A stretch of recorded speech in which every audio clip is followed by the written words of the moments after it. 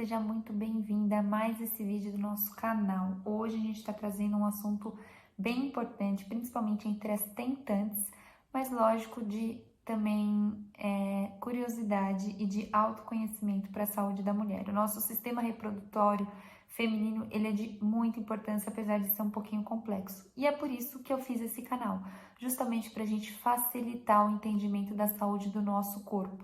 Então, se você ainda não me conhece, meu nome é Renata Moreira, eu sou fisioterapeuta há mais de 10 anos, estou aqui realmente para desmistificar, te ajudar, acolher em tudo que for necessário. Se você ainda não me conhece, assiste o primeiro vídeo do nosso canal, que eu conto tudo para vocês, o porquê eu estou desenvolvendo esse canal e o porquê é tão importante para mim poder te ajudar e te acolher. Então, fica comigo até o final que você vai saber de muita coisa interessante.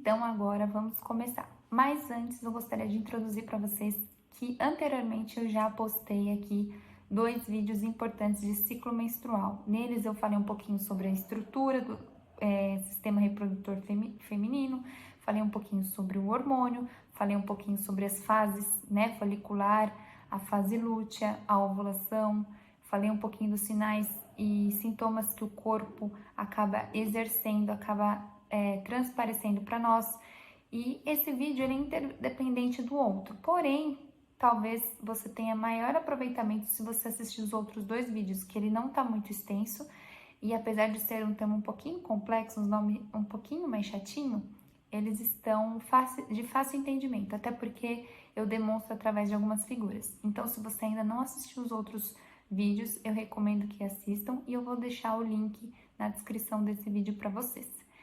Bom, hoje a gente vai falar um pouquinho sobre a nidação. A nidação nada mais é que a implantação do óvulo que já foi fecundado na parede interna do útero, que é o endométrio, que a gente chama, né? Tem esse nome um pouquinho mais complexo, chatinho, mas é o nome que a gente dá cientificamente para a camada interna do útero, que é endométrio.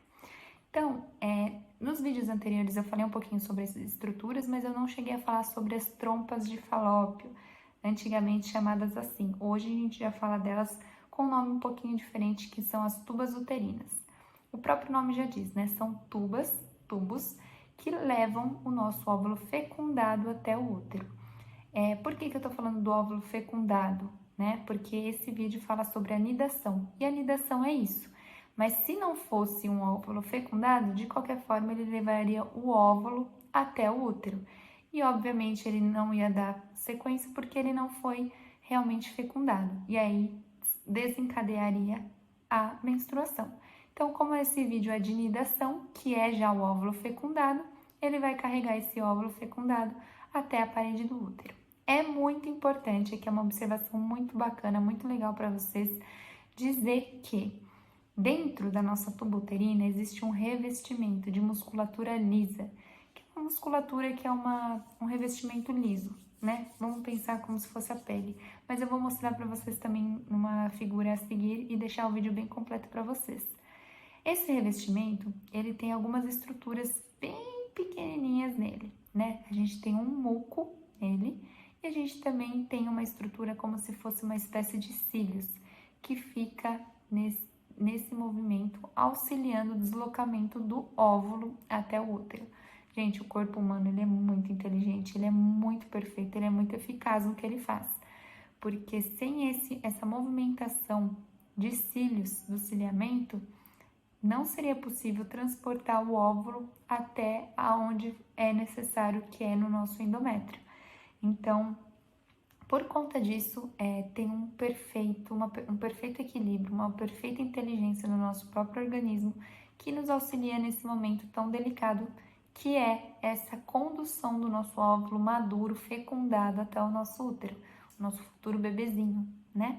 Então, o que eu queria dar de dica aqui, que eu li recentemente, achei super importante, é que a gente precisa mesmo beber muita água. A gente já sabe que a água é importante para o funcionamento de todo o corpo, de cada órgão, de tudo, né? Até para diminuir a enxaqueca, a gente sabe da eficácia, da importância realmente da gente beber água, né?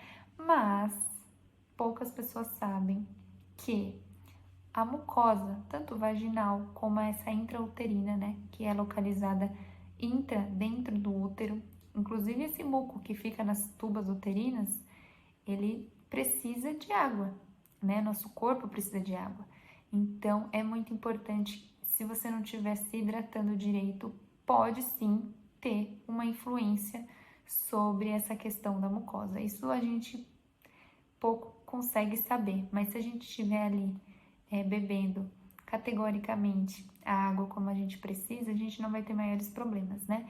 Uma coisa vai juntando a outra, por exemplo, não tenho uma alimentação saudável, não pratico atividade física, não bebo água, tô muito nervosa. Tudo isso são fatores que influenciam sim no seu tempo para engravidar. Tem gente que consegue engravidar em um mês, tem gente que demora anos. Existem N motivos, N fatores, mas o que a gente puder e tiver no nosso alcance fazer para que a gente consiga realmente engravidar, a gente precisa fazer. Isso eu estou falando do básico: alimentação saudável, dormir bem, conseguir controlar aí o seu estresse. Eu sei que é a parte bem desafiadora, mas é necessário, né, por conta do nível de cortisol. Enfim, são inúmeros fatores que influenciam sim em todo esse processo. A gente às vezes tem a mania de achar, de pensar que nós somos super resistentes, fortes, que imagina que só porque eu passei um estresse, imagina só porque isso e só porque aquilo que vai acarreta. A gente pode ter certeza que influencia tudo, porque é um pouquinho aqui, um pouquinho ali, um pouquinho que vai juntando, quando você vê o pouquinho é o todo, né? Então a gente precisa realmente estar atento a esses fatores. Então, voltando aqui ao vídeo, depois que esse óvulo transitou pela tuba uterina, ele implantou lá na parede do útero. Cabe agora o útero, não é sugar, mas é permitir essa permeabilidade, né? Esse óvulo fecundado adentrar essa parede para assim começar a gestação.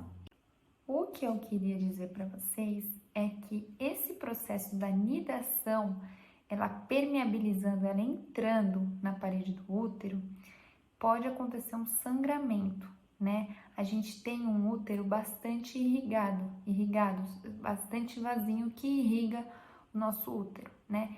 Então, quando esse óvulo ele entra na parede do útero,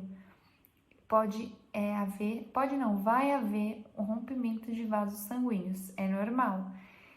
Em algumas pessoas pode ser que esse sangue seja em maior quantidade e exteriorize, né? Então a pessoa pode perceber esse sangramento na calcinha, mas existem pessoas que não são tão sensíveis assim. O útero tem os vasinhos sim, do mesmo jeito, mas não é o suficiente para que seja visível, seja exteriorizado esse sangramento, né?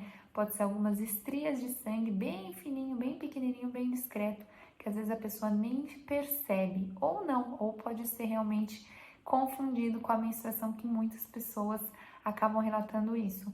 Eu mesmo tenho várias conhecidas que falaram: gente, mas eu menstruei,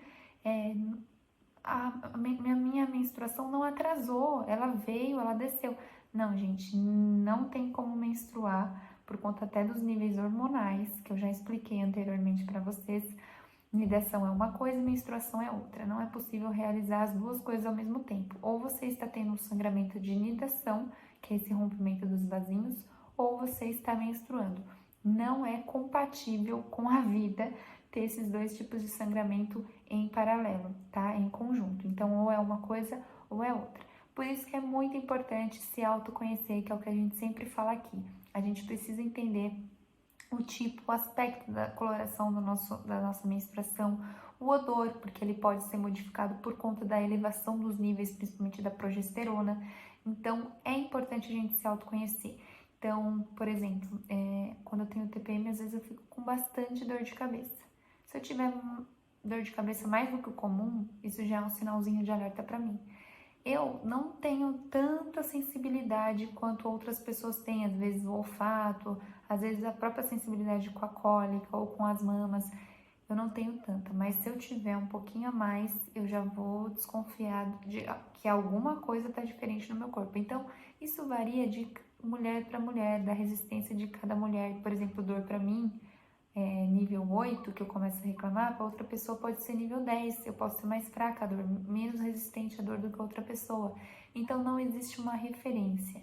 Por isso que eu retorno a falar que é muito importante a gente se autoconhecer, a gente olhar para o nosso corpo, porque o corpo fala e dá sinal o tempo inteiro pra gente. Só que para isso a gente precisa se conhecer, porque se a gente não sabe o mínimo sobre a gente, como que a gente vai saber se tá alguma coisa normal ou fora da normalidade? Como que a gente vai conseguir pedir uma ajuda médica se a gente não está reconhecendo o que está acontecendo com o nosso corpo? Então, tudo isso é muito importante para que a gente consiga diagnosticar o que for necessário a tempo, que a gente consiga entender o nosso organismo, que a gente consiga ser mais gentil conosco, né? A gente se tratar com mais carinho, a gente se vê com mais amor. Afinal, o corpo, ele não é só essa carne, essa estética. Poxa, o corpo é uma máquina que permite a gente fazer milhares de coisas. E tudo o que a gente consegue fazer é graças a ele, né? Ai, às vezes a gente fica se preocupando com algumas coisas do tipo, ai, tô um pouco acima do peso, mas assim, você tá acima do peso, mas a sua saúde tá boa? Porque se tiver, tá tudo bem. Agora, se tiver realmente comprometida a sua saúde, vale repensar, né? Vale a gente ter amor próprio, a gente olhar para nós mesmos e refletir, será que eu tô fazendo a coisa certa comigo? Por que eu tô me tratando assim, né? Então, esse assunto de saúde da mulher envolve muitas coisas, e não é só o sistema reprodutivo, né? Não é só o meu útero, não é só o meu ovário, não é só a minha tubuterina, é a saúde emocional, né? A saúde psicológica, saúde espiritual. A gente é feito de um leque de coisas, uma porção de coisas, e uma coisa influencia sobre a outra. Às vezes eu não tô bem emocionalmente, eu já tô nervosa, eu libero cortisol, isso inibe outros processos dentro de mim. Ou não tô tendo um dia legal fisicamente, tô cansada, tô doente, isso exige repouso, tudo influencia, tudo está interligado. Então, por isso que é muito importante a gente se autoconhecer, a gente estar disponível pra gente. A gente faz tanta coisa o tempo todo para todo mundo, né? Ah, eu trabalho, você trabalha para a empresa. Ok, você é um microempreendedor ou uma empreendedora, você trabalha para si, mas ao final não é para si, para o seu cuidado, para o seu autocuidado. Você está trabalhando ao final para alguma coisa, né? E o que a gente faz pela gente? Isso é uma reflexão aí que eu deixo para vocês realmente repensarem algumas coisas da vida que em algum momento a vida acaba cobrando e mostrando pra gente também. Bom, e para finalizar esse assunto da nidação, assim que acontece a implantação desse óvulo na parede do útero, imediatamente a gente começa a produzir o quê? O hormônio da gravidez, que é o nosso beta-HCG. Esse beta-HCG ele vai ser responsável pela manutenção do corpo lúteo, aquele que começou a fazer a manutenção do nosso estrogênio e da nossa progesterona. Numa fase um pouquinho mais para frente, os hormônios eles também vão começar a serem produzidos pela nossa própria placenta. Então não é mais um trabalho somente lá da glândula da hipófise, que a gente falou no nosso primeiro vídeo do ciclo menstrual, e nem só também dos nossos ovários que produzem progesterona e estrogênio, mas também agora uma função compartilhada com a nossa gestação, com a nossa placenta. Então, gente, era isso que eu queria falar sobre a nidação. Ela é muito importante, ela é crucial. Esse momento que a gente tem, tanto da nidação como após a nidação, a gente tem vários cuidados que a gente precisa ter. A gente já comentou um pouquinho nesse vídeo, que é a nossa saúde e bem-estar, que tudo isso influencia para a nossa boa gestação. Então, eu espero que eu tenha ajudado, acolhido alguma de vocês. O que vocês precisarem, a gente está à disposição. Deixa um comentário, curte, se inscreve no canal. Se você achar que esse vídeo foi útil de alguma forma ou pode ajudar uma outra pessoa que não seja só você, eu peço gentilmente para que vocês compartilhem, para que a gente consiga realmente cumprir o nosso propósito e continuar gravando para vocês. Então é isso, um beijo e eu espero vocês no nosso próximo vídeo. Até mais!